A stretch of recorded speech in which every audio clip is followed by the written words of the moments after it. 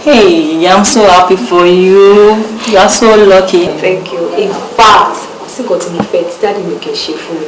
My daddy loves me so much, and I love him too. But what? Mo gbọ́ nínú ìtàn pé láti ìgbà tí mọ́mì mi ti ṣaláìsí ni daddy ti máa rí bẹ́ẹ̀. Hey, yeah, I'm so sorry. Then what are you thinking? Kí ló ń rò kan ṣe? I don't know, but I think that Tomati will marry. Everything will change. What should my suggestion come in if Corey marry? I'm very sure that you'll be happy. Sure feel pé gbogbo ilé tó ti ń dùn, ó máa wá jàrò tó bá yá o with a new wife in the house. I just want him to be happy. I know my dad needs a wife. Lóòótọ́ ni, ẹ̀gbọ́n mi ní ìdíyàwó. Ṣórí Ọlọ́run ọba tó dá akọ tó dáàbò. Ó ní ìdí tó fi ṣe bẹ́ẹ̀. Ọkùnrin ò lè wà happy tí ó bá sóbìnrin lẹ́gbẹ̀ẹ́. And same thing pẹ̀lú obìnrin náà. So, torí ẹni mo ṣe wá bá yín bí ẹni bá mi bá wọn sọ. Kékeré nìyẹn ṣé láti bá wọn sọ̀rọ̀ yẹn ò ní ṣiṣẹ́ tí wọn náà bá wò wá rí pé tó bí 19 years ago tí wọ́n mi ti ṣaláìsí ẹ̀gbọ́n mi láti gbà yẹn kẹ̀dẹ̀rẹ́ mi ò rò pé mo rí ẹnìkankan pẹ̀lú wọn wọn nísìnyí tó ti wá mention ẹ̀ á jẹ́ pé àsìkò tí tó fún wọn nìyẹn láti remarry so àmú bá ṣe má ṣe. But ma dájú ò ever sọ̀rọ̀ nípa ẹni obìnrin rí even remarrying wọn sorry. Kò sí problem ìwọ fọkàn ẹ báyìí nísìnyí tó ti gbéṣẹ́ fún mi kò ti dùn náà kí n ṣe èmi àwọn ọmọbìnrin bá wọn sọ̀rọ̀ ṣe bẹ́ẹ̀ gbọ́n mi ni màá bá wọn sọ wọn gbọ́ síbi lẹ́nu. mo sọ́ọ̀rì gan-an èmi rò pé ọ̀rọ̀ àfẹ́yàwó yẹn ọ̀rọ̀ mi kàn báyìí. For God's sake, I'm happy. I don't have any problem. Ọmọ mi kò complain and we're living together happily. So why do I have to bring another woman into the house? The moment tí obìnrin bá wọlé wọ́n mọ̀ náà ṣe bóbìnrin ni the moment tí obìnrin bá wọlé as ìyàwó àárín ohun àtọmọ mi ó lè má gùn mọ́. Now there will be trouble in the house. Ilé tó ti wà peaceful tẹ́lẹ̀ á di nǹkan tí wọ́n sọ gbọ́n mi sí omi òtún I don't want it. Ẹ̀yin èèyàn wa ọ̀dálẹ̀ kó lé ní oyin tẹ bá dálẹ̀ tán sí kò jẹun wa bí mo ṣe wáyé. Ẹ lè wá bẹ́ ṣe wáyé ẹ̀gbọ́n mi ẹ ṣe máa wá bẹ́ ṣe wáyé èèyàn tó ti kú náà ẹ ní láti mú bí nǹkan fẹ́ gbé ẹ gbọ́dọ̀ fẹ́ yàwó a máa bá yín ṣe oúnjẹ ẹjọ́ máa dọ̀wẹ́kẹ̀ ẹjọ́ máa sọ̀rọ̀ tẹ́ bá ní nǹkan ṣe á bá yín ṣe you cannot just be all by yourself ẹ ní ìdè obìnrin lẹ́gbẹ̀ẹ́ yín. ká solve problem tí o bá wá báyìí owó tí o wá gbà alright máa jẹ́ kí wọ́n san sí àkáǹtì láàárọ̀ la. ọ̀sẹ̀ ní ilé sọ fún mi kékeré má. owó tó wà nílé ò tó nǹkan kan máa ní kọ́ mọ́ lọ san sí àkáǹtì ẹ̀. ẹ ká sọ. How are you? Ẹ káàsán wá mi báwo lẹ sọ àkóṣe òkú tọ́jú mi. Ẹ káàsán chief. Báwo ni báwo lára yín? Yeah, sure. Okay, pẹ̀lẹ́. Sit down. Mo kàn ní kí tí wọ́n wò náà ni pé báwo lògùn yẹn ṣe rí àti lára yín ṣé kò ní side effect. O wá wò mí láàárọ̀, o ti wá láàárọ̀ yìí. Mo dẹ̀ sọ fún ẹ pé mo wà okay. Chief, you are my patient. We will check on you anytime. Okay. Ó dà bẹ́ẹ̀, ó yẹ kó máa tọ́jú yín. Ṣé ìjẹ́ kí wọ́n wà báyìí? Lóòótọ́ pé ó ti wálé ní tẹ́lẹ̀. Kò mátà patient ẹlẹ́jẹ̀, ó gbọ́dọ̀ mójútó yín. Ó ṣe ìyá mi ìwọ náà wá tọ́jú wọ náà. Má bá mi wá wọ̀wọ̀ déédéé ní gbogbo ìgbà lóòrèkóòrè, ó ti gbọ́. Ẹ ṣeun. All right, no problems. So owó ti bí ẹ̀ máa ní kí wọ́n san láàárọ̀ land, wà á dẹ̀ fi ṣe nǹkan tó fẹ́ fi ṣe. Everything.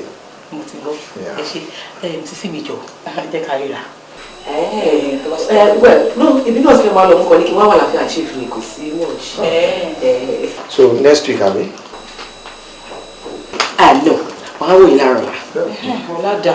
No, I'm okay. Maybe next week wà dé. Irú àlọ́ ọ̀la yẹn lọ, ọ̀la ni wàá wò wọ́n. Patient òun lẹ jẹ́ kó máa wò yín gbogbo ìgbà ẹni lè máa wò yín bó jẹ́ àríra òjèrè ẹgbẹ́ ló máa rí yín lọ́la ṣe. Ẹgbẹ́ ló wò yín.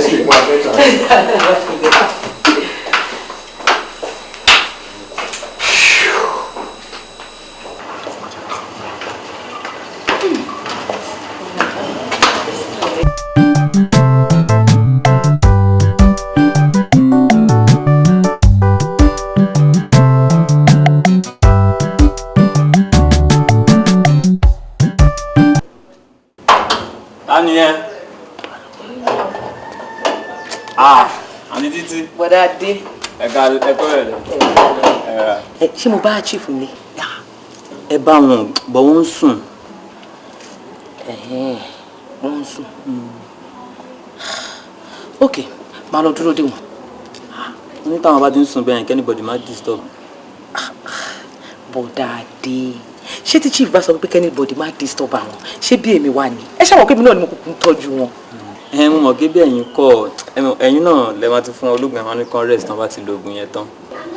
Ẹ gbogbo dẹ́dẹ́ máa rí yín. Ẹ tá mú nǹkan wá rẹ̀. Ti bá bọ́ta.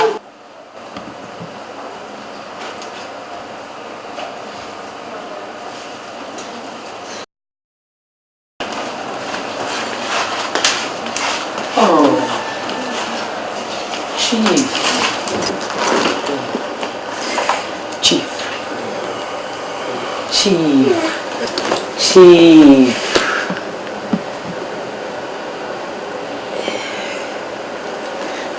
How are you?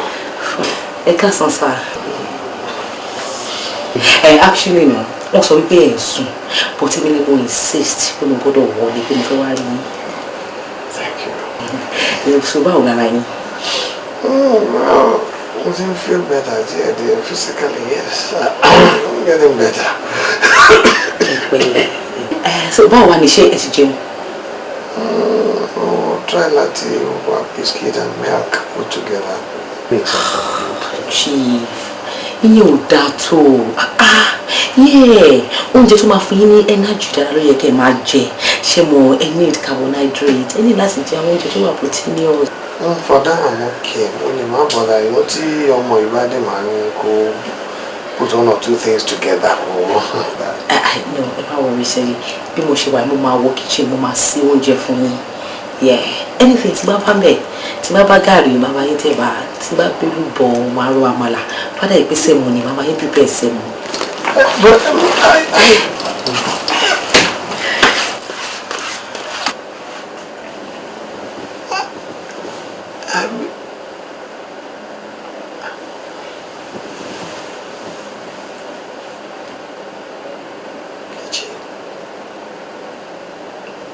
But kitchen prepare oúnjẹ.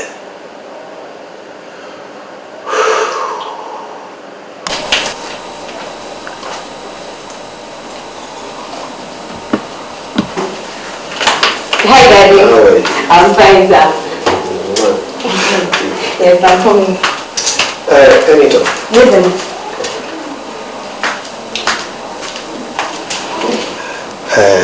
Ṣé o mọ̀ pé tó bí ẹ̀mí ló kan tó ń bá mi sọ̀rọ̀ nurse Títí? Yes, I think I'm in love with her.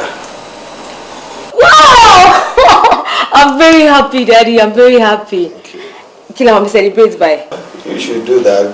But we drink what I toast. Okay.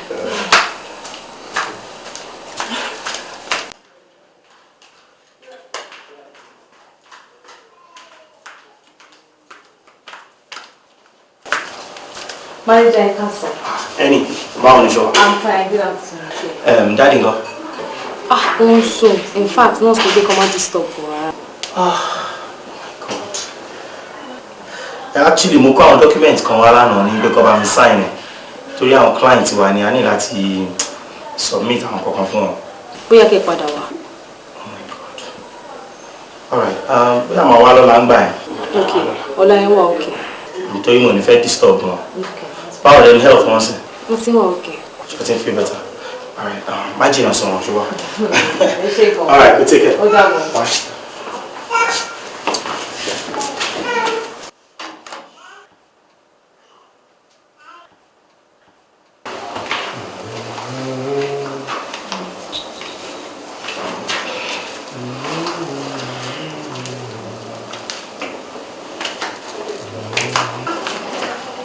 Happy birthday, darling. Thank you. This is for you. Wow. Woo! This is beautiful. You like it? I love you. I love you too. Oh, well. Mo sure pé káàdì ní kankan ni gift tó wá fún mi fún birthday mi. So, what else? What else? What happens to a good peck? Wow! Yes, yes.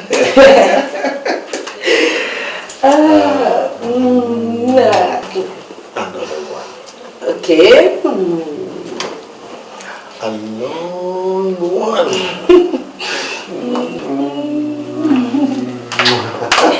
Hi, Daddy. How are you? I'm very fine, sir. Castle. Kí ni ìwọ mọ̀ tó ń ṣẹlẹ̀ lẹ́nu? I don't know. You don't know. Ó wí pé stepmother nìkan ló rántí pé ní birthday mi. I'm very sorry, Daddy. Happy birthday. Happy birthday, Daddy. So, can I please celebrate by? You women decide. Straight to the kitchen. Thank you. Oh, this is good. Wow. To my loving husband. Hello. Báwo ni ṣé wàá okay? Ọkọ mi kọ́. Mo jáde sí ṣe. No, mo pàdé wọn kó tiẹ̀ ti dá bẹ́ẹ̀. Wọ́n lè ti lọ sí ìjẹun kan tó dé. Meanwhile, guess what? Ṣé ilé nígbà tí mo jáde? Mo dìídì torí tiẹ̀ mo ya boutique. Mo wá bẹ ra oríṣiríṣi aṣọ tó máa ń like. Oh, trust me. Jẹ́ fi wọ́n wọ̀nyí. Wà á mọ̀ pé mo taste ẹ̀ gangan. Now, check this out. Oh my God. And these. Wow, it's lovely. See. Wow. Oh my God. Èyí tún kọ́. Èyí tún kọ́. Wo oríṣiríṣi ṣàpọ̀ bẹ́ẹ̀. All for you. Ẹ ṣé gan. Thank you very much.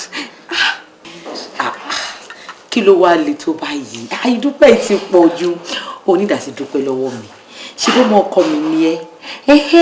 Ọmọ tèmi gangan náà dẹ̀ ló yẹ kó jẹ́. Lóòótọ́ mo lè má lè bí ẹ lọ́mọ. Àmọ́ ìyàwó dádì ẹ ni mí. Sórí nǹkan tí mọ́mí ò dúró ṣe fún ẹ. Mo promise wípé máa ṣe jù bẹ́ẹ̀ lọ fún ẹ. Fight me, mo ṣe máa dúpẹ́. Thank you. Mo ti yanjú tiẹ̀ tán bẹ́ẹ̀ ni. Jẹ́ kí n wá lọ sí oúnjẹ fún olówó orí mi. All right.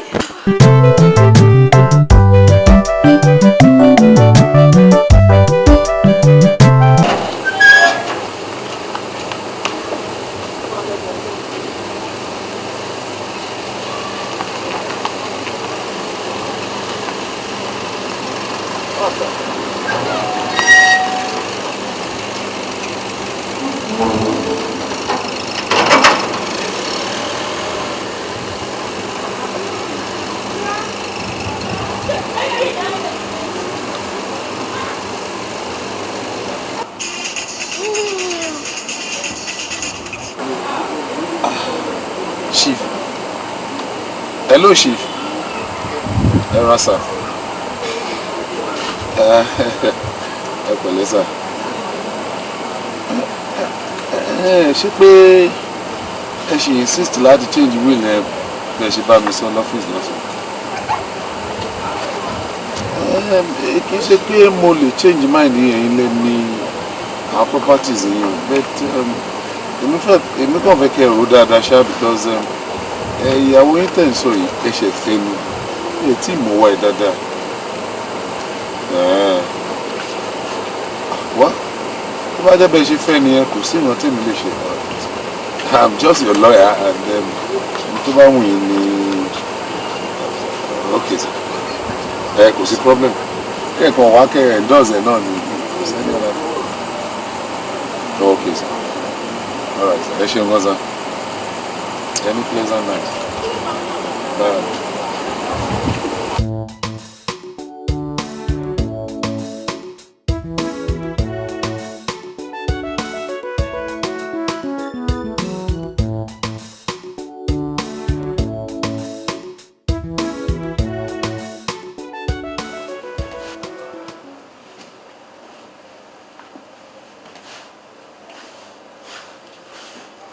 Good morning, Daddy. Daddy. Good morning, Daddy. Daddy. Daddy, tètè jí now. N ti lọ school, kò sẹ́nibody tó máa tún jẹ fún yín. Daddy. Daddy now.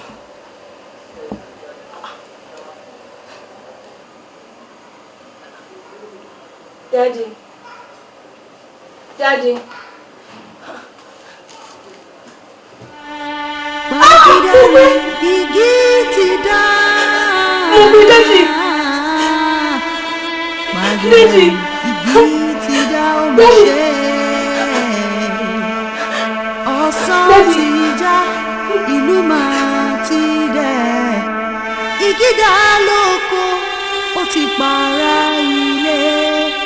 Ajá tó jìn ó ti pèrò ọ̀nà ládùúgbò ròdò ó fọ́.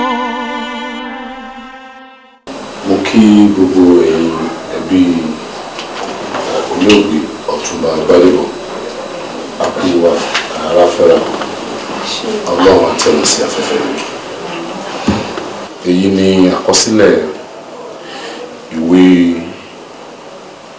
àkọgbẹ̀yìn tí olóògbé kọ. Olóògbé ní ilé ńláńlá mẹ́ta. Wọ́n ní kọ́mpìnì méjì. Wọ́n dẹ̀ fi 20 million naira sílẹ̀ lákàntì wọn.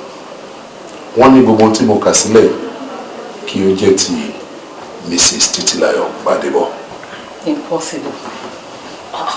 Láíláí mo jẹ́rìí ẹ̀gbọ́n tí mo ní kẹ́kọ̀ọ́ kí ni fún ta ni lọ́ọ̀yà ẹ̀yìn onídìí lọ́ọ̀yà ṣé jẹ́ kí nǹkan báyìí máa jábọ̀ lẹ́nu yìí ẹ̀yin náà ẹ̀wọ̀n tẹ kà jáde ṣé ẹ̀gbọ́n mi gbọ́dọ̀ kọ orúkọ rẹ̀ sílẹ̀ ẹ̀dùn ọ̀nà ọmọ tó filẹ̀ ẹ̀kọ́ èmi àbúrò ẹ̀kọ́ tó yẹ pé bó ṣe jáde tó kúrò lẹ́nu ọ̀yàn báyìí mo wọn pọ́nkán tí mo gbà ṣé kò wá ní kó gbó nǹkan ẹ̀fẹ́ mi kí n máa ṣalákòóso kó tó di pé wọ́n wá ní wà fọmọ yìí. Wọ́n ṣe àlàyé síbẹ̀ ìdí tó fi rí bẹ́ẹ̀. Wọ́n ní nígbà ayé àwọn wípé ìyàwó àwọn Mrs. Títí Gbádébọ̀ àti ẹni ìtàn tó jẹ́ ọmọ àwọn rí pé àjọṣepọ̀ tó dánmọ́rán wà láàrin wọn ìfẹ́ tó gbópọn náà sì wà láàrin wọn pẹ̀lú. Èyí ni wọ́n fi kó gbogbo dúkìá ilé Mrs. Títílayọ̀ Gbádébọ̀ lọ́wọ́ kán lè máa ṣe àkóso ẹ̀ on behalf of ẹni ìtàn. Lọ́yà ẹ fi àlàyé sílẹ̀ ẹbí pé kò sí kan tó máa kọ àwọn ẹbí. ọmọ náà sọ bẹ́ẹ̀ ṣé pé èmi yìí èmi ò lè tọ́jú àwọn ọmọ tẹ́gbọ́n mi tó fi kalẹ̀ sílẹ̀ èmi ò lè tọ́jú ẹ̀ ẹ má sọ yẹn o lọ́lẹ̀ má gbé yẹn wá rárá ẹ tún kìíní nǹkan tẹ́ẹ̀bà dẹ́ mú gòyìn wá kẹ́ padà lọ́lẹ̀ mú gòkè wá tún ká. Ẹ dúró èmi kọ́ ni olóògbé tó kọ ìwé sílẹ̀ tẹ́ bá ní anything against ìwé ẹ mọ ibi tẹ́ láti lọ. èmi tí mo kébi tẹ máa parí ọ̀rọ̀ sí nìyẹn ṣé bẹ́ẹ̀ ni abẹ́ẹ̀ nìkan èmi tí mo iná fẹ́lẹ́ tó ti fẹ́ nísìnyí nǹkan ló ṣe máa yé mi pé lóòótọ́ àwọn gan ni nǹkan wà láàrin ẹ̀yà títí láì. What? Madam ṣé ẹ mọ̀ nǹkan tẹ́ ń sọ ṣá. mo sọ ni kò jábọ̀ ṣé kò sí ọkọ láàrin méjèèjì. ẹ mọ̀ pé allegation tẹ̀lé kan mí allegation to grave ni kẹ́dẹ̀ wà very careful pẹ̀lú ọ̀rọ̀ tẹ́ ẹ sọ sí mi because this is not your first time. kí ni mo ti sọ wọ́n kì í tó báyìí kó o gbàgbé ni màá wá rán ẹ létí o ṣé o mọ̀ pé jọ́sẹ̀ ìpọ́n mi kú ṣé o mọ̀ pé ní èrò ti ń bọ̀. ilé mi náà ti ń bọ̀ bẹ́ẹ̀ tí wádìí lẹ́yìn tí wọ́n kú tó fi yé wa pé 2 hours lẹ́yìn tí wọ́n kúrò lẹ́ni ni wọ́n poison wọn. wọ́n ta ìtọ́. tàbí poison ẹ̀yin kọ́ ẹ̀fọn olóúnjẹ lẹ́yìn ni. ṣé ẹ̀yin kọ́ ẹ̀fọn olóúnjẹ lẹ́yìn ṣé ọ̀bẹ kọ́ ti jẹun àbí ọ̀kọ́ ló ṣe oúnjẹ fún wọn. tí o bá tẹ́ iná rùn ẹ lè pàdé mi nìkan. pàṣẹ bí ṣe ni kó lọ kó ṣẹkẹṣẹkẹ sí mi lọ́rùn àbí ọlọ́run á mú ọmọkùnrin tó fẹ́ da ẹni wa rú ọlọ́run nígbà fún ẹ wa akọ́ṣẹ́ máa fìrí yàrá ìmọ̀ṣẹ́. Mrs. Titi Gbadebo ẹ lè yọjú sí mi lọ́fíìsì lọ́la kẹ́ ẹ lè sign all necessary documents. láyé kò jọ ọ́fíìsì náà ìbọn ọ́fíìsì wèrè àjọ ọkọ̀ bí ẹni ọ̀dọ̀ bá ti dẹ́rì pa lómi ọ̀dẹ̀ ẹ̀jẹ̀ olórí ibùkún láyàrá ìmọ̀ṣẹ́ wò ọ̀dọ̀ bá ta ilé ìgbìmọ̀ mọ́ mi lójú o bẹ́ẹ̀ ni mo sọ fún ẹ kò síbi tó lọ ní ọ̀la ẹ̀jẹ̀ bá lọ sign document ni ẹ̀yin akéṣù bèrè wọ́n ṣiẹ́ lóore rẹ̀ ọ̀ṣiẹ́ lóore kí ló dé báyìí sáyé wò.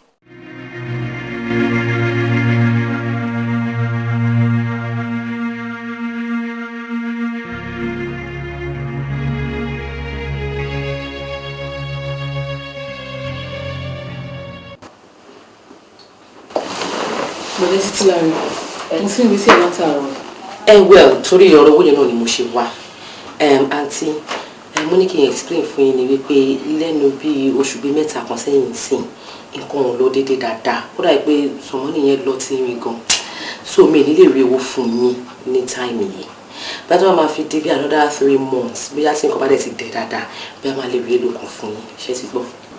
kí ni kí wọ́n sọ fún àwọn ọmọ mi ṣé kí wọ́n lọ sí school mọ́ nítorí pé oògùn owó wá sí wọn lọ sí school.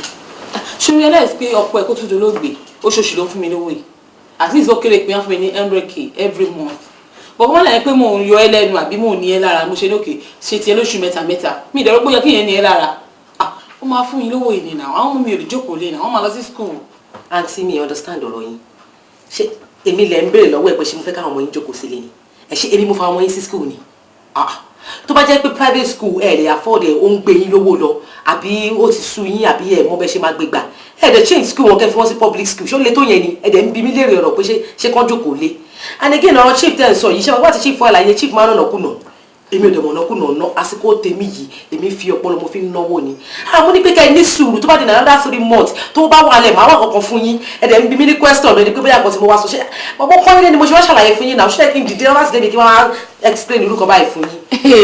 ẹ gbà mí lẹ́nu tiẹ̀ fèmí ṣùgbọ́n mi pé odò tó bá gbàgbé orísun ẹ̀ ó máa gbẹ ṣá ṣé kò yẹ ṣé yẹ kí wọ̀rọ̀ tí wọ́n sọ máa jábọ́ láti ẹnu tiẹ̀ fèmí àbọ̀ mọ́ tèmi kì í sí mo jókòó tí mo ṣe ń gbèsè ayé ẹ̀ ni. tọ́jú mi ọlọ́run tọ́jú ìwọ náà wò ó ló mi dùn ṣé bó ṣe wá tọ́jú ẹ̀gbọ́n mi gbogbo ìgbà yìí ó ń dùn mọ́ mi nú ó ṣe gan-an ni iṣẹ́ yìí ṣá àwọn dádì àtàwọn ọmọ nǹkan ṣé wọn kì í complain. hábà ẹ máa gbọ́ àǹtí kò sí nǹkan tó jọ èmi ò tí ì máa rí o. irọ́ ni àánú kò sí dádì kankan àwọn ọmọ nǹkan ò tí ì bí kankan. èmi ò bímọ rí o. ọlọ́run ò ṣe o á jẹ́ pé àdúrà mi gbà nìyẹn kò má ò lè jẹ́ kí n sọ̀rọ̀ púpọ̀ jù ohun tí mo torí ẹ̀ ṣe ni mo fẹ́ rí ojú pé lórí ọ̀rọ̀ ẹ̀gbọ́n mi ìyàwó wọn ṣaláìsí sí ó ṣe díẹ̀ gẹ́gẹ́ bí ìwọ náà ṣe mọ̀ so mo wá fẹ́ káwọn náà níyàwó kan bí wọn máa tọ́jú wọn ṣòwò tẹjọ́ wọn máa dọ̀rọ̀ ẹ̀kẹ́ nílé tẹjọ́ wọn máa ṣe àgbà tí ilẹ̀ ti rí ẹ lọ́kàn mi ò ti fi ẹ́ lẹ̀ mo dẹ̀ mọ̀ pé ìwọlé ẹni náà àwọn mi kan bá mi tọ́jú wọn àtọmọ ṣe wọn tí máa wà lọ́dọ̀ wọn. Yes ṣe rí nǹkan tó ṣẹlẹ̀ ni pé ẹ fún mi ní time díẹ̀ kí n máa rò ó. lò ó ṣàmù wọn tọ́jú ẹ òótọ́ pé títí tọ́jú ni èmi gan wàá fàmì ní fi wọn lọ́rùn lẹ̀ máa sọ gbóhùn tó máa ṣe wọn máa tọ́jú ẹ òde ní kábàámọ̀ kò fẹ́ wọn. àǹtí ibi tẹ́ ẹ sọ̀rọ̀ dé ó yé mi jù bẹ́ẹ̀ lọ ẹ wá wọ̀rí ẹjọ́ fún mi tí à ń jẹ́ kí n lọ rọ. ẹ ò ṣe ìyá mi máa jẹ́ kó pẹ́. ẹ jẹ́ gba àpótò lọ àgbà náà bẹ̀rẹ̀ lè máa gbé báwo ni. tí wọn la gbé kébì máa wọn ti lọ sí public school lẹ́nu ẹ̀ no I'm disappointed in you owó ni mo need owó dẹ̀ ni kò fún mi. ẹ wo ewé wa sí ọ dàbí pé nǹkan mi dẹ̀ ti wọ̀ rẹ̀ gbogbo ọ̀rọ̀ tẹ́ ń sọ yẹn mi understand ṣé ìfòkùn sẹ́nu ni owó lè fẹ́ gbà. owó náà jàre máa máa rí yín kò sówó ńlẹ̀ ẹ lè change school wọn tó bá ti le tó yẹn. títí láyọ̀ ó máa ń lọ fún mi sórí ìdúró ni.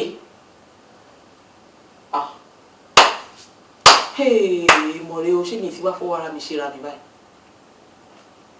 irọ́ ọmọ yìí máa fún mi lówó yẹn ó máa fún mi lówó yẹn.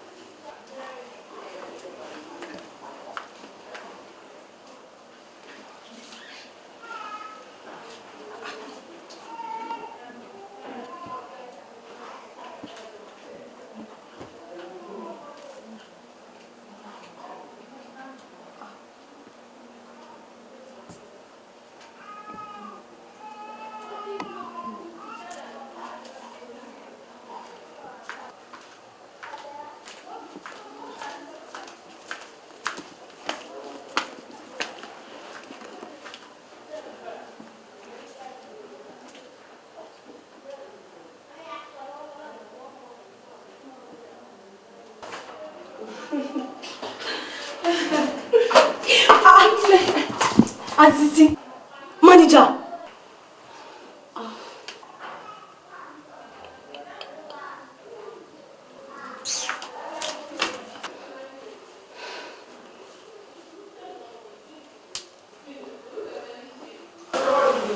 Wọ́n jẹ́ kó yẹ lẹ́nu pé ìwọ níwà ni wúmọ̀ yẹn wú tẹ́lẹ̀. Ní ìsìn ló ṣe fi ìwà ẹ̀ hàn ẹ́. Bùnmi, o ní láti rí bí dáàdì ṣe trust àti títí. Kì í ṣẹjọ́ dáàdì náà. Imú ló níkà. Tí ò bá ṣe imú tó níkà, ó jẹ́ kó ti gbóòrùn àṣebí. Tó kò bá ń bojú wẹ̀yìn, dáàdì ti máa regret gbogbo actions mọ́ báyìí. Wo, wọ́n jẹ́ ká fi ẹ̀tẹ̀ sílẹ̀ pàlàpàlàpà. Kí ló ti mìíràn school níjọ́ mẹ́ta yìí? School ló sọ báyìí. Àǹtí tí ò fún mi lówó school fees. Ó lè tó yẹn ni. Ọ̀rẹ́, bá mi gbàdúrà gidi kan ni. Torí tí mìíràn kò bá ṣẹlẹ̀, túrútú báyìí lójú ọ̀la mi rí nílẹ̀. Ìyanu á ṣẹlẹ̀. Àmì o. Yeah. All right.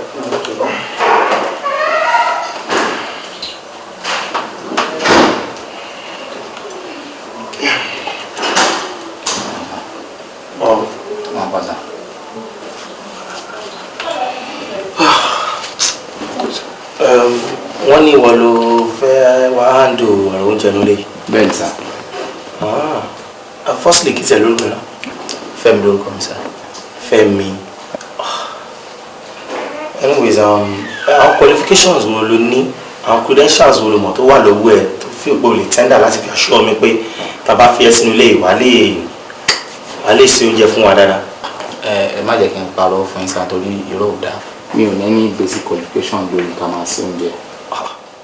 Omi pé o train níbi kankan, o dẹ̀ ní qualification kankan lọ́wọ́. Bẹ́ẹ̀ni lórí oúnjẹ sísè. No, yóò possible now. O kò lè bájìn wọnú ilé wa kò dẹ̀ wá wò pé o fẹ́ wá máa ṣe oúnjẹ fún wa just like that. No, it's not done. Nǹkan tí yẹn túmọ̀ sí ni pé kò sáyé fún ẹ because my dear ti sọ wípé o ò ní qualifications kankan sómi nílé ìgbà ẹ̀. Wọ́n náà wo rẹ̀ irun ló dé sórí yìí ìwọ tó fẹ́ máa wá sọ oúnjẹ èló la fẹ́ máa san tó fẹ́ take care gbogbo nǹkan tó ń ṣe yìí. Ẹ má wo ti irun yẹn bí ṣe ń dìkan mi láti lẹ̀ nìyẹn. Èmi àti àwọn parents mi la jọ ń bọ̀ láti UK kó tó di pé àṣà alábàápàdé accident kan n ló claim lives àwọn parents mi mi gan náà ló yọ mí kò dẹ̀ sí credential fún lọ́ọ̀bù tí mo lè fi wáṣẹ́ gbogbo ẹ̀ ló jóná mọ́ ẹnu mọ́tò nígbà tí ìṣẹ̀lẹ̀ yẹn ṣẹlẹ̀ jọ ẹ ṣàánú mi ẹ fún mi níṣẹ̀lẹ̀.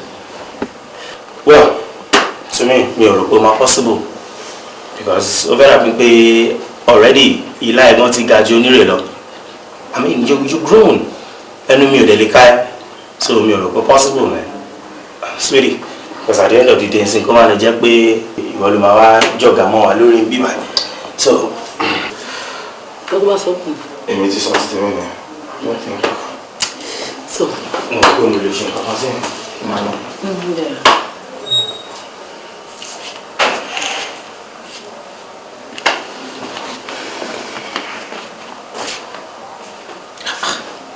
bẹ́ẹ̀rẹ̀ mo rí ẹ ló fẹ́ máa gba mí ìbàdàn tó ń dirun.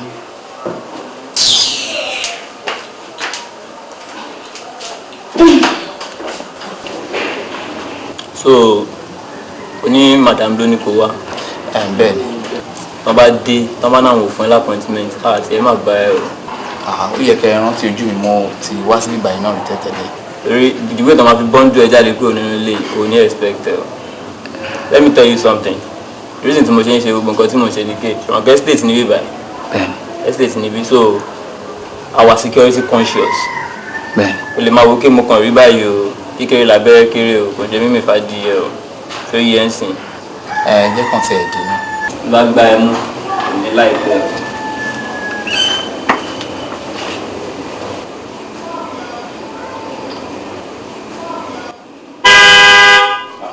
Madam náà ló dé yẹn, wọ́n á kúrò níbi tó wà yẹn.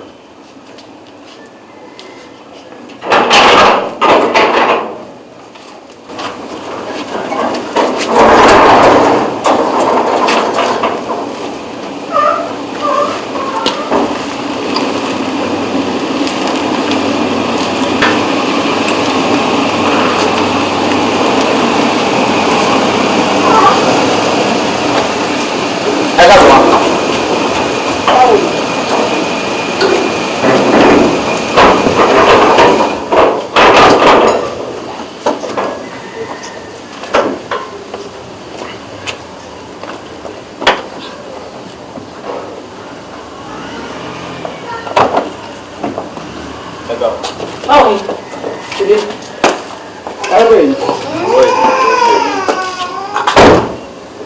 ìwọ kọ́ ni ọmọkùnrin tó ń wá bílẹ̀ ọjọ́ mẹ́ta yìí tó fẹ́ apply at school. ṣé bí mo ti ṣàlàyé fún ẹ mo sọ wípé irú cook tí mò ń wá kí ṣèyàn bíi tiẹ̀ báyìí in fact máa prefer obìnrin now ká sì sọ wípé ọkùnrin ni ẹ ìwọ náà wọ lóòkè irun ló dì sórí yìí ìwọ náà wọ nǹkan tó wọ wo jeans and everything báwo ló ṣe fẹ́ manage pẹ̀lú that kind of salary.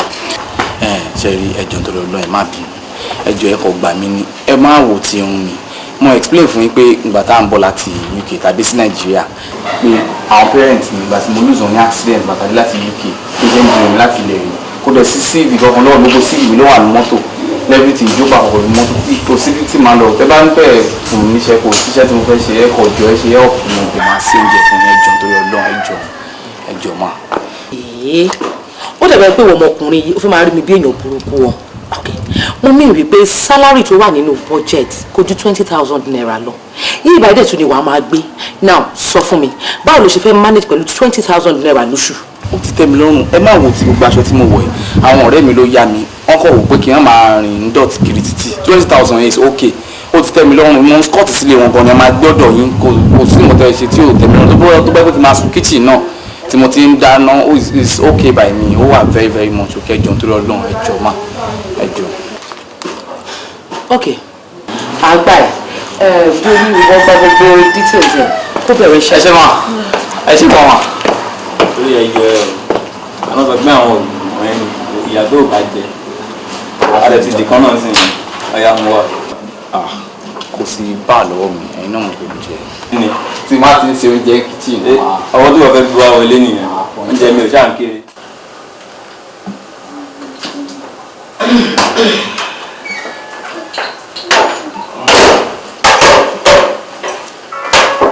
ó yà wá gbé.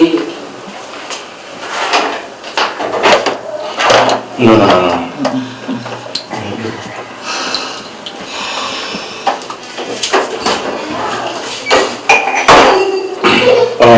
Sweetie. Yeah. Mo pe o gbàgbé pé ọ̀la ni trip tí mo sọ fún ẹ pé mo lọ l'Abuja. Ọ̀la bíi ti báwo? Nà. Ọ̀la. Ṣé ọ̀la ni 15 ni? 19. Wow. So ọ̀la ni 15. Tomorrow is 15 there. So wọ́n lọ lọ́la báyìí. I gotta go. Mo ní láti ṣiṣẹ́ náà. Ó yẹ kó mọ̀ pé mi ní fẹ́ kókó nílé náà. Mo máa miss ẹ ọkọ. I know. You know I'm missing now. You're missing me already, right? You know I'm missing. That's my baby. Well, tó bá lọ lọ́la ń sìn ìgbà wo ló máa padà? Let's say a week. No, a week. A week? Yeah. 1 week. Ṣé kò ń ṣe èyí tó máa tún máa pè tó máa sọ fún mi pé ó dà pé mo ní láti dúró 1 more day ó dà pé mo ní láti dúró 2 more days mi nígbà yẹn o. Sweetie, báwo ló ń sọ̀rọ̀ báyìí? Ó yẹ kó mọ̀ mí náà. Nígbà tí bá tẹ̀ sọ pé èdè náà ni mo fẹ́ lò kò lè kọjá àjọ yẹn. But this time around, màá lò tó a week. Alright, in that case, ma make sure mo bẹ get everything to ma kó lọ léni ma bẹ jẹ lálẹ́. So kò tiẹ̀ bá mi pack àwọn things mi. Má jẹ́ kí n gbàgbé nǹkan kan. Alright, no problem. Èmi náà máa miss ẹ. Ẹni ìtàn.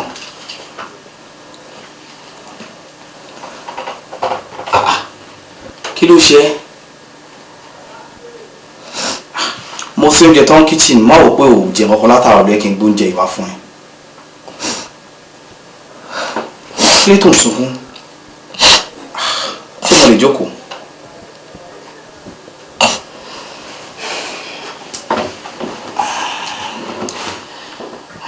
Ẹni tán, kí ló tó ń sunkún? Kó tó bá ń ṣe é ṣàlàyé fún mi. Don't worry. I'm okay.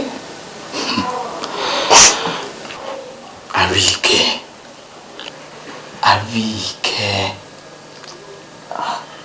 Kó tó bá ń ṣe ni kó sọ fún mi. Orúkọ tẹ́ pè mí yẹn. Dájú mi nìkan ló máa ń pè mí bẹ́ẹ̀. Ẹni tán, má wò tọ́jọ́ orí mi. Rí mi gẹ́gẹ́ bí dádì ẹ̀. Kó ṣàlàyé fún mi àti pé pàápàá a problem shared is a problem solved.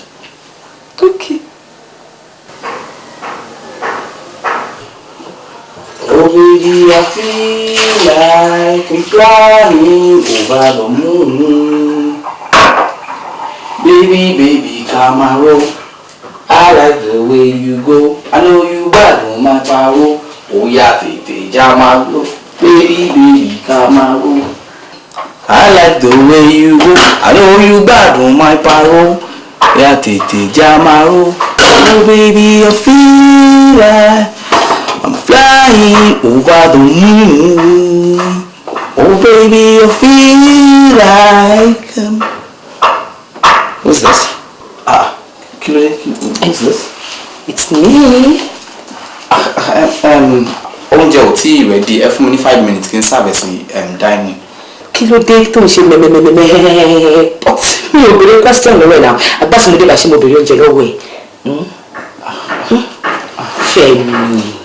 Fẹ́mi dúró kí ló ń ṣe ẹ̀ náà kí ni nǹkan tó ń ṣe ẹ̀ òkè kí ni nǹkan tó fẹ́ kí n tún ṣe mo ti fojú bẹ́ẹ̀ sọ mo bẹ́ẹ̀ sọ bí mo gbọ́ ara mi mo fi gbogbo ẹ̀ ṣe fún ṣé nǹkan tó dá ohun ẹni kí kankan oúnjẹ ń bẹ kó gbà pé rere ló lè wà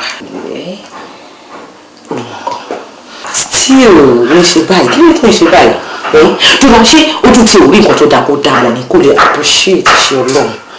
Mo like ilé mo ṣe máa gbé lé àti pé àwọn ọ̀gá jọ.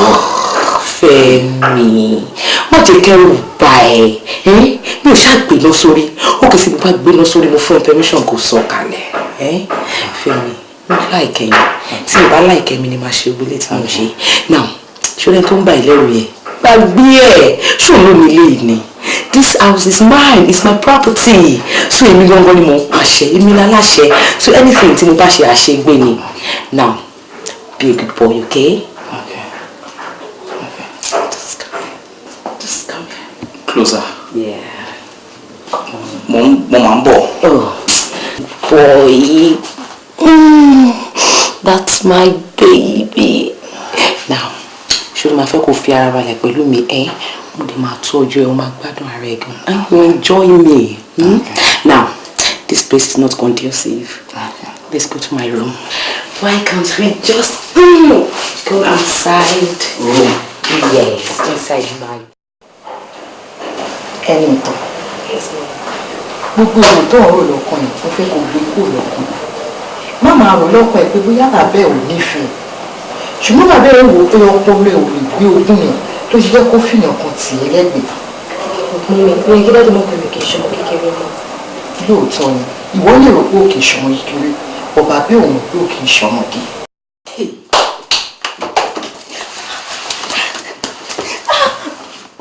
Àǹtí kí ni mo ṣe? Kí ló ṣe? Kọ́sọ̀ ṣòro bíbí yẹn. Èmi ló bí rẹ̀ pé kí ló ṣe? Kí ló ṣe? 6:30 oṣù wà lórí bẹ́ẹ̀dì àbí? Meanwhile, abọ́lókun yẹn lọ́kùnrin síǹkì yẹn tí ò rẹ̀ ní fọ òun. Aṣọ wà bẹ́ẹ̀ gbogbo ṣẹ́nu lé wà bẹ́ẹ̀. O wá tún bí lọ pé kí ló ṣe?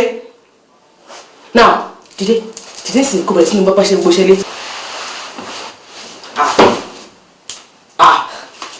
Dìde. Wọ́n fẹ́ dáná! Bọ́ta! Lazy girl! Yes, come in. Oh, Fẹ́mi. I have a woman. Get to go.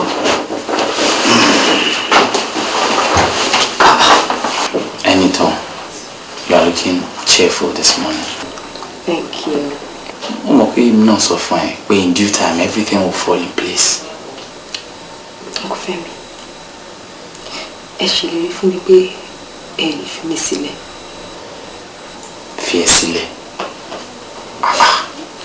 Torí látìgbà tí dáàdì mi ti kú, mi ò rẹ́ni fojú jọ. Ẹ̀yin lẹni kejì mi báyìí. Mi ò lè fi ẹ́ sílẹ̀. Àti pé pàápàá kò sí ìgbà tí mo fi ẹ́ sílẹ̀ rárá. Ṣórí, mo fẹ́ kó padà sí school. Bó ṣe wà out of school ló dùn mọ́ mi nù. Mo fẹ́ kó gba owó yìí. 100,000 ló wà ńbẹ̀. Owó square. 100,000 naira. Bẹ́ẹ̀ni. Owó tí ń gbà bí yóò tó 100,000 and oṣù ò tí ì parí. Ẹnìtàn lóòótọ́ ni owó oṣù mi ò tó owó tí mò ń fún yín. Èmi àti ìyàwó dádì ẹ̀ títí ọ̀rọ̀ ìfẹ́ ti wà láàrin mi àti ẹ̀. Nínú owó tó ń fún mi ni mo ti yọ eléyìí tí mo fún ẹ torí mo rò pé ó máa nílò ẹ. Ọ̀fẹ́ mi, ẹ jáde.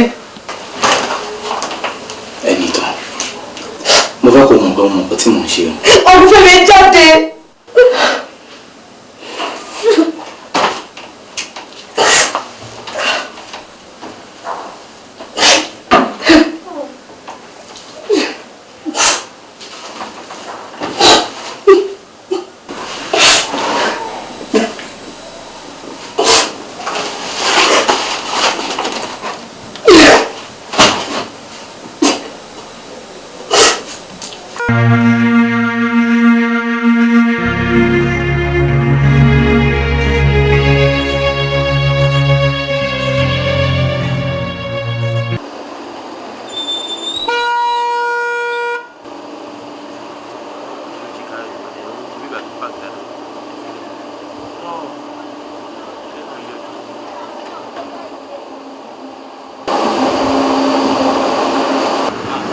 Káàbọ̀ sà.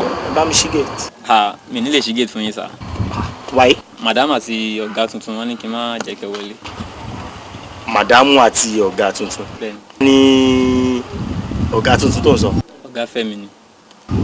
Fẹ́mi. Fẹ́mi. Fẹ́mi wo? Ah, Fẹ́mi tẹ́ mọ̀ dáadáa ni. Ọ̀gá Fẹ́mi tó máa ń ṣoúnjẹ fún wa. Fẹ́mi cook. Bẹ́ẹ̀ni. Dúró. Títí àti Fẹ́mi sọ pé kí wọ́n má ṣí gate Fẹ́mi. Bẹ́ẹ̀ni sà. Ṣé o mọ nǹkan tó ń sọ ṣá? Mo mọ nǹkan tí mo sọ. Come on, open the gate for me, jọ. Ọ̀gá, ẹ má bínú. Mi ní lè ṣí gate fún yín. Certificate mi ò ṣe wáṣẹ́ ń bò mí. Mo rẹ̀ rárá manage níbi tí mo wà yìí ni. Ìjẹ́ òní bọ́ lẹ́nu yín. Ẹ jọ̀ọ́ torí Ọlọ́run. Mi ní lè ṣí fún yín. Ẹ má bínú. Títí ní kí wọ́n má ṣí gate Fẹ́mi. Bẹ́ẹ̀ni. Okay.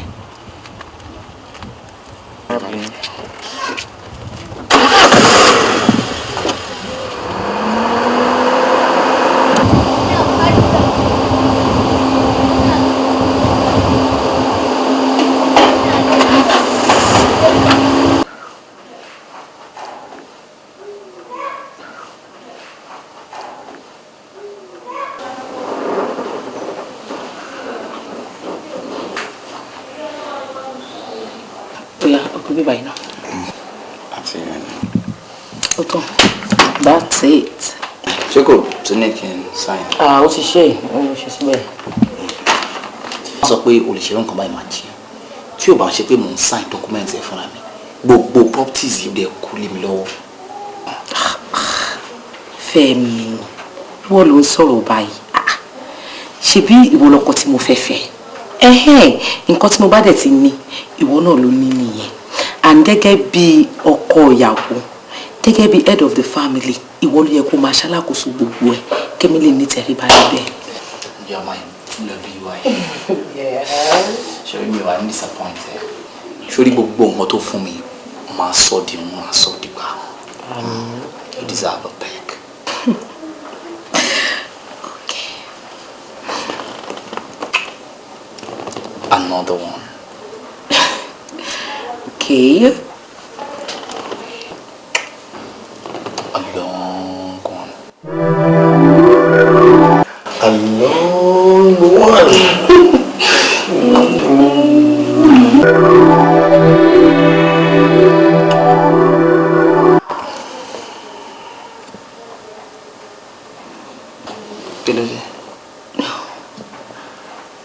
Nothing. Kò sí nǹkan kan. Bóyá o ti wà indoor jù lẹ́njọ́ mẹ́ta yìí. Maybe I should take you out bí a kì í gbé jáde. Yes. Ó wà okay. So, Brefelo. Well, a kàn lè lọ gbatẹ́gùn ní park. Alright, park is it? After you.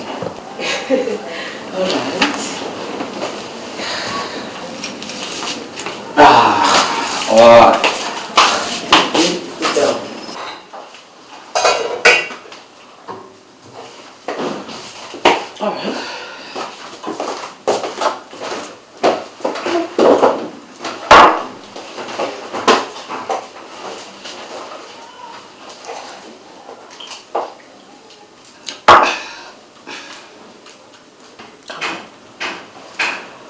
Hello, yeah? Who is speaking?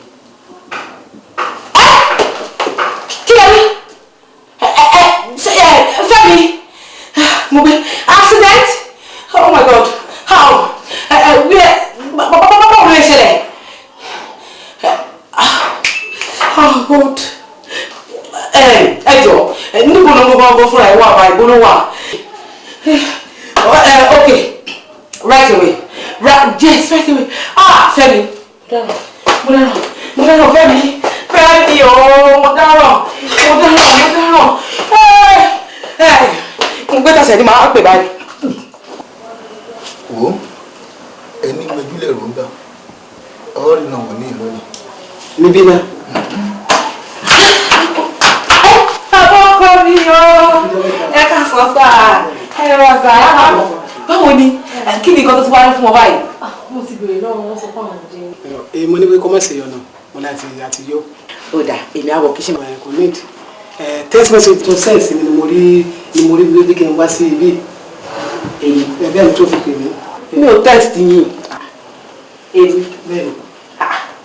Èmi ò text yín, èmi kọ́. Tí mo fẹ́ máa parọ́ mi, text message mo ní náà. Text message kẹ kò sí nǹkan tó jọ mi ò nígbà tẹ̀mí gan pápá rí yín mò ń wò pé wẹ́ẹ́ ilé ọmọ ilé wa bóyá ní kẹsí wá wà láàfin àwọn àbíkẹ́ wá bá wa ṣeré. Bàbá ẹ má ṣe mọ̀lájìnà títí èmi ni mo fi fóònù ẹ send text message sí bàbá kán bá lè wà lórí ìjókòó yìí. Ó nonsense kan kí ló sọ gbogbo nonsense mi njẹ́ ọ̀rọ̀ ni pé kò bẹ̀rẹ̀ sí ní fóònù mi kó máa fi text wrong information káàkiri kí ló gbọ́dọ̀ báyìí ẹ má bínú ṣàjàre mi ò mọ reason kí ló tó máa ń ṣe owó kan. Títí ṣe sùúrù Fẹ́mi kí ni nǹkan tó ń ṣẹlẹ̀ gangan. Bàbá títí tẹ̀ ń wò yìí òun ló pàtì.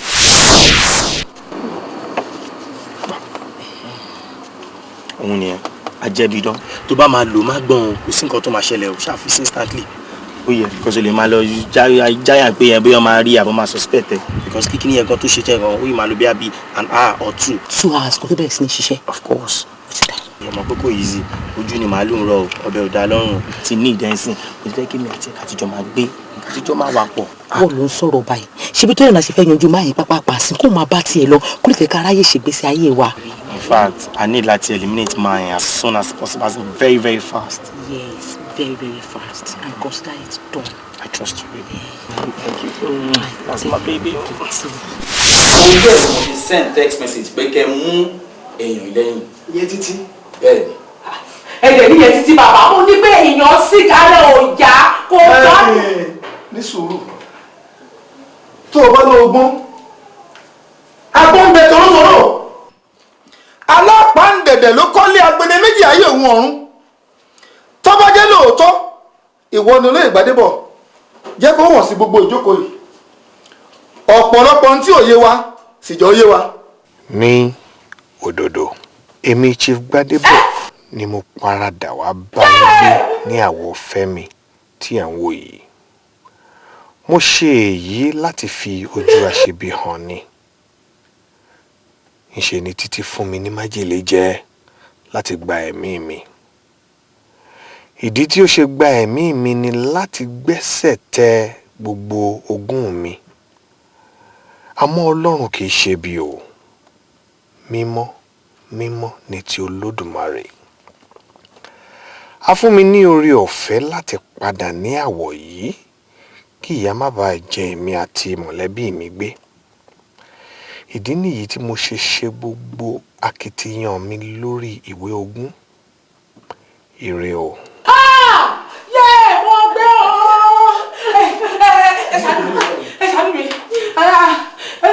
títí ẹ ṣàánú mi ẹ ṣàánú mi ẹ ṣàánú mi àṣírí wà ní níbẹ̀ lọ́wọ́ rẹ̀ títí ẹnìrè là ń pè ọ́ kí ló tún fẹ́.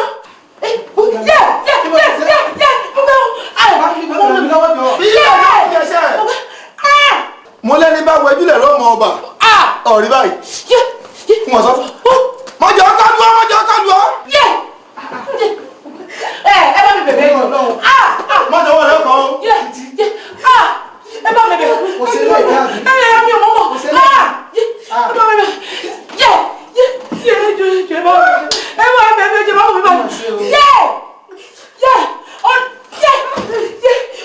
Mo sọ fún ọ. Sọ ọ̀rọ̀ ju ayé àbọ̀ rẹ̀.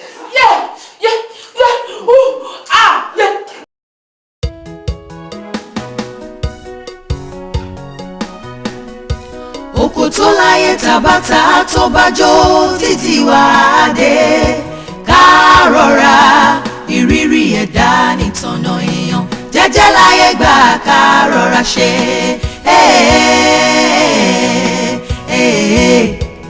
Ayé kì í gbọ́mọ àgbéyé àbá rọra bàbá bọ́ sínú àdùn ká fẹ̀sọ̀ ṣe ká má hùwà eṣinṣin tó lá oyin tó kú sójú oyin ká má hùwà eṣinṣin ká fẹ̀sọ̀ ṣe nílé ayé ká má hùwà eṣinṣin ká fọgbọ́n ṣe bàbá rọlá o.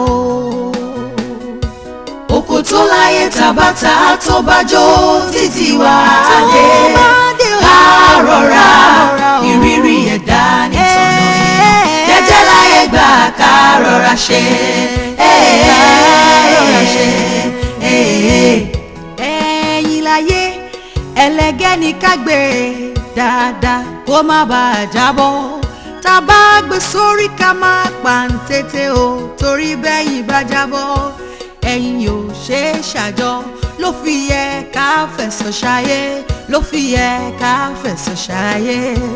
Oko tó láyé tabata tó bá jó títí wá dé ká rọra.